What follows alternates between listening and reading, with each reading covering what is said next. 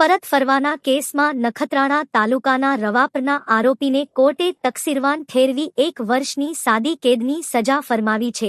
આ કેસની મળતી માહિતી અનુસાર રવાપરના બારમેડા વિશાલ રવજીભાઈ પાસેથી મિત્રતાના સંબંધે આરોપીએ ₹50,000 હાથ ઉછીના લીધા હતા। લેણી રકમ ચૂકવવા આરોપીએ ફરિયાદીને ₹15,000, 15,000 તથા 20,000ના 3 ચેક આપ્યા હતા, જે પરત ફરતા દાખલ થયેલા કેસમાં નખત્રાણાના અધિક ચીફ જીવ મેજી આરોપીને કસૂરવાર ઠેરવી 1 વર્ષની સાદી કેદ તથા દંડ ₹50,000 વળતર પેટે ફરિયાદીને 1 માસમાં ચૂકવી આપવા અને ન ચૂકવે તો વધુ 3 માસની સજાનો હુકમ ફરમાવ્યો છે।